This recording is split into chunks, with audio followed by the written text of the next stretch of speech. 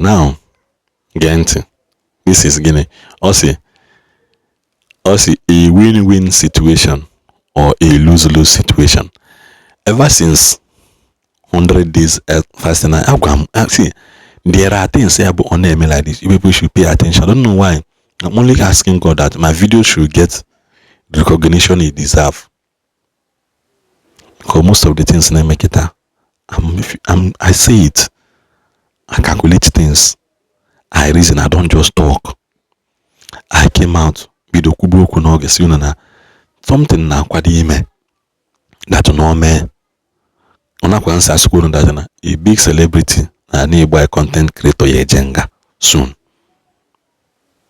Oyejenga, and that's the beginning of his problem. Now, also na Fada Angelo onye to Matthias onara afia ho there. Now again, take it for say a win-win situation or a lose-lose situation. I am happy to see the picture, but let it not be prayers alone. Now he's talking about picture evangelist Bukumi na Cardinal say. I was happy to see it. Also, let it not be prayer alone. Let the dialogue begin. Let know how to settle our differences without fighting. He started well. He's going there. Also, there are so many things that needs to be corrected in Zion ministry. The unguided utterances of Evangelist Bukobi and his members. Also, the unguided utterances, which is Guinea. Una kwazeniko. Una lazina nwunye mmadụ. Una nazala mmadụ ihe n'ike.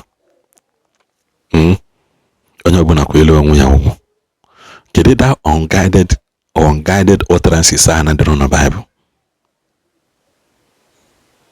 Bible was so explicit. Bible was so raw that we read it and we are not paying attention to it. I always use this Bible verse as an example. Say when these men, some verses here say when these angels, some verses here say when these creators came into the daughters of men, they bore children, which are giants of this world today. Remember, Bible in Ango, God did not mention wickedness in the Bible until these giants came into the daughters of men. That was why they were able to give birth to half human, half entity. Those are the reproduction of aliens I know for today.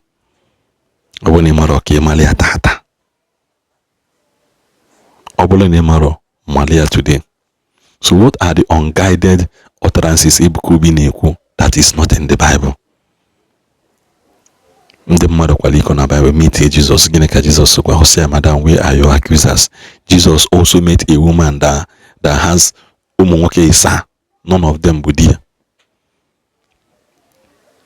What then are those misguided utterances I want to ask? So the Ngobala, a woman who presented the US, said that his problem. Also said that the psychiatric home is built in Anambra for their haters, and no one was able to caution her or to distance the ministry from such a statement.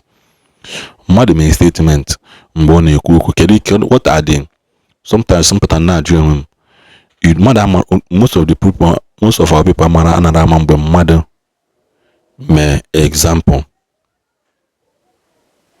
Example, and when mother use reference point to make a point. You are using a reference point in oku. So in the sense that thing I have our portion. Psychiatric will never be their portion or portion of Zion ministry, but for ndị na-kweterono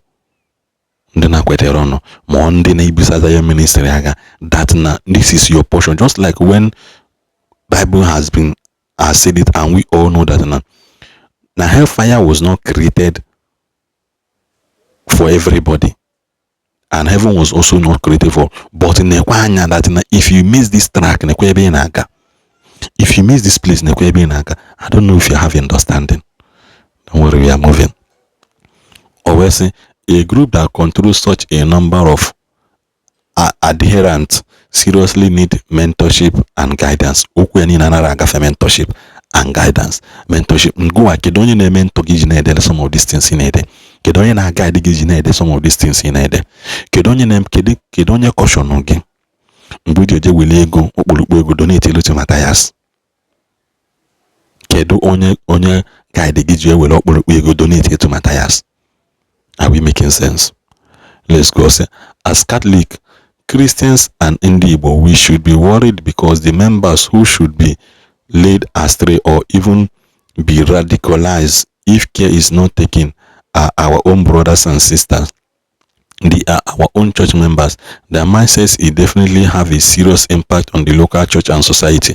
Now you know we have got the same person that has never called Matthias and this thing in the Catholic Church priest, men of God, is not supposed, but rather he keeps giving money to Matthias movement. See, that thing is a very big blunder, is a very big questions. So which means we are supporting the utterances of Matthias. How many times can you go back post about the haywire Matthias followers are creating an nearby? How many times can you go post, if not for people like us known as social media that are still fighting for the church to survive? Imakwananda came out with a movement to silence everybody in Naga church. They went as far as printing posters, Jesus must go, Jesus must go, and nearby. Father, how many times have you called them to order? Father, how many times did you come out and say that Matthias arranged a Catholic priest and monk uniform wear me? It is not right and must be addressed. It is not right and must be addressed. Or we say, this is why I have continued to say that we need to dialogue with the group to see if there is a way the church could offer them guidance as much as it does not unscribe its leadership. Or we say, yes, it might look difficult, but humans are equipped to solve complex problems. Let's learn from the Universal Church, Catholic Church, which now choose to resolve its problem or future problem via dialogue rather than anathema. Or we say intelligent people knows how to turn lemon into lemonade.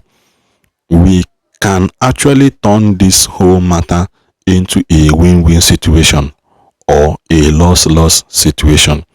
Judging from the fact that the group compromises mainly of Ndigbo, we can either win together or we lose together. Lose together. Go. Lose together. It is left for you to follow who you want to follow. It is left for you to decide where you want to stand. It is left for you again to decide who you want to follow. It is left for you to know the truth and know God for yourself. It is left for you to know God by yourself. I always say it took me time to know that evangelist Ebukwebine may exist. It took me time. Just like it took me time to know about Joshua Selman, despite spending many years in Kaduna, I don't know that he existed. Before Malo no Kaduna, so my living the state I go or the go to go my package bam. That was when I noticed his presence. So it is better for you, Emalondine follow, Emaloni follow, know who you listen to. Everybody's spirit will not be the same manner. Recruiting people to hate who you hate is a very big problem. That is the one of the wicked witchcraft and activities now on in our society today. That's by the way, we can only win together. Actually lose. Go and lose within the actually loser today. Yotago. Manageni. It's a win-win for all of us. Yotago. Because I will bless you, blesses you, and I will curse you. Call the one on boards and the buy.